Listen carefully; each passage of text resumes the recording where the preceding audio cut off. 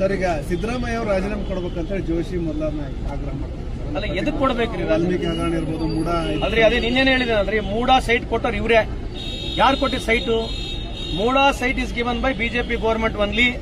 Let them accept that it is given. ನಾವು corrupt ಆಗಿ ಕೊಟ್ಟಿದೀವಿ, ನಾವೆಲ್ಲ ರೂಲ್ಸ್ ನ ಬಿಟ್ಟು ಕೊಟ್ಟಿದೀವಿ ಅಂತ ಫಸ್ಟ್ ಒಪ್ಕೋಬೇಕು.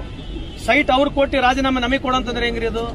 ನಿನ್ನೆ ಹೇಳ್ತಾ ಇದ್ರು, ಈಗ ಎಲೆಕ್ಟ್ರಲ್ ಬಾಂಡ್ ಯಾರು ಇದಕ್ಕೆ ಉತ್ತರ ಕೊಡ್ಬೇಕು? Electoral bond.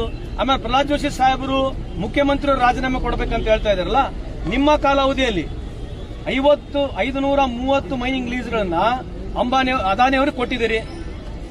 ಇದ್ರ ಬಗ್ಗೆ ಚರ್ಚೆ ಮಾಡ್ತೀರಾ? ನೀವೆಷ್ಟು ಮೈನಿಂಗ್ ಬ್ಲಾಕ್ಗಳು ಯಾರಿಗೆ ಕೊಟ್ಟಿದ್ದಾರೆ ಅದ್ರ ಬಗ್ಗೆ ಎಲ್ಲ ಪ್ರೆಸ್ ಮೀಟ್ ಮಾಡಿದಾರಾ? ಪ್ರಹ್ಲಾದ್ ಜೋಶಿ ಸಾಹೇಬ್ರೆ, ನಿಮ್ಮ ಅವಧಿಯಲ್ಲಿ, ನೀವು 5 ವರ್ಷದ ಅವಧಿಯಲ್ಲಿ ಎಷ್ಟು ಮೈನಿಂಗ್ ಲೀಸ್ ಯಾರ್ಯಾರಿಗೆ ಕೊಟ್ಟಿದ್ದೀರಿ ಅದ್ರ ಬಗ್ಗೆ ಎಲ್ಲ ಚರ್ಚೆ ಮಾಡಿದಾರೆ. ರಿವ್ಯೂ ಇದೆ, ಮೀಟಿಂಗ್ ಮಾಡಕ್ ಹೇಳ್ರಿ. ಇಲ್ಲಿ ಬರೋದು ಮುಖ್ಯಮಂತ್ರಿಗಳಿಗೆ ರಾಜೀನಾಮೆ ಕೊಡಬೇಕು. ಎದಕ್ಕೆ ಕೊಡ್ಬೇಕು ರಾಜೀನಾಮೆ? For what wrong is done to give any resignation ಕೊಡ್ತಕ್ಕಂತ ರೀಸನ್ ಏನಿದೆ ಅದಕ್ಕೆ? ಸಿದ್ದರಾಮಯ್ಯ ಅವರು ಪರಮ ಕಡು ಭ್ರಷ್ಟ ಅಂತ ಹೇಳ್ತಿದ್ದಾರೆ ಸರ್. ಯಾರು? ಜೋಶಿ ಅವರೇ ಹೇಳ್ತಾರೆ. ಅಲ್ರಿ, ಈಗ ಅಮಿತ್ ಶಾ ಅವ್ರ ಮಗನ ಮೇಲೆ 60 ಕೋಟಿ ಟ್ರಾನ್ಸ್ಫರ್ ಆಯ್ತು. ಮರ್ತ್ಬಿಟ್ರೆ ನೀವೆಲ್ಲ? ಪ್ರಹ್ಲಾದ್ ಜೋಶಿ ಸಾಹೇಬ್ರೆ, ದಯವಿಟ್ಟು ಬರ್ರಿ. 60 ಕೋಟಿ ರೂಪಾಯಿ ಅಮಿತ್ ಶಾ ಅವ್ರ ಮಗ ಏನಿದಲ್ಲ, ಯಾರು?